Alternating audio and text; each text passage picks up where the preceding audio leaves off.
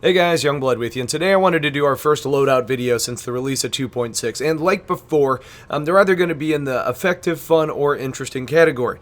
Now, in 2.6, there's a lot of weapons that are pretty capable and being really pretty effective, and the new flight models led to some differences in how you use these kits. Today, we're going to cover a Super Hornet monoboat build running all APAR Strife mass drivers, so 5 in total covering the wings, the ball turret, and the nose. Now, the reason that I like this setup is that in 2.6, fights have come in closer, and the pilot who can put themselves in better positions is often the one that's coming out on top in those engagements. Right now, the Super Hornet is in a really good place in Arena Commander because it's able to compete with other Hornets and other Vanguards easily in regards to turning and agility and damage and output, and most of the other players tend to be in Sabres right now. Now, the Sabre has since had some of its speed and agility tuned down, and the shield bugs that were present in 2.5 that made them damn near indestructible are now gone. So while the Sabre is still a great and well-balanced ship, it's not one to necessarily fear when you're in the Super Hornet. But what I'm getting at is, with the fights being closer, landing shots becomes an easier task, and one that allows a slower firing weapon like the Strife to really excel. Now, I'll be doing a follow-up video, maybe tomorrow, on picking the right mass driver, because there's some differences that make choosing between the Strife or the Sledge a better bet. But the reason that I'm running with the Strife on this build is because I want to maximize damage output. The longer you hang around in combat, especially 1-on-2, you're going to be in trouble. So if you're looking to dispatch one of the targets so you can get onto the next one quickly, max damage is a really good bet. Ballistics are still retaining their ability to penetrate shields, meaning that on top of always doing damage to your target, you're also earning points by using them. While the Strife has a lower rate of fire, muzzle velocity, and range over the Sledge, it does quite a bit more damage.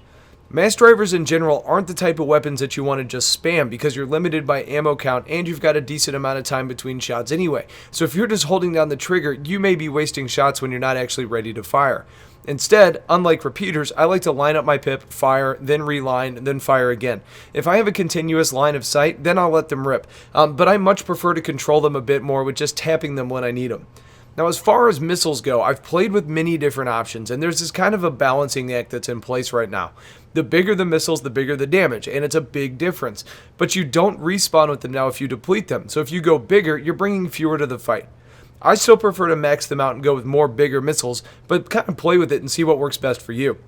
So with that in mind, I recommend the Bear MSD 313 mount, which is going to give you one size 3 missile per mount, or the Bear MSD 322, which gives you 2 size 2s per mount.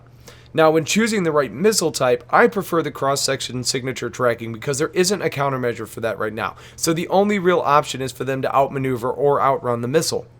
Now, while this is well balanced and it's giving you potency against the more durable targets in the game, you do run a risk against the true light fighters if they're being flown by better pilots.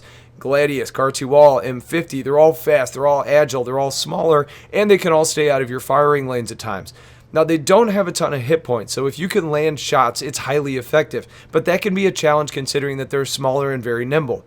One perk that can kind of help those of you that do play with gimbals and kind of using mouse and keyboard, those of you that are M&K players, the Strifes are all size 2, so you can have 5 gimbaled weapons to help you in landing these shots.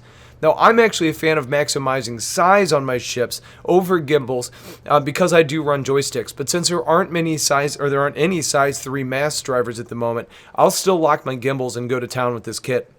This has been my favorite loadout to use so far in 2.6, and if you haven't tried it yet, I'd say it's certainly worth renting a few of these weapons with some rec. So if you have questions about the loadout, please let me know. Otherwise, stay tuned for a whole lot more content. Have yourselves a wonderful day, and take care.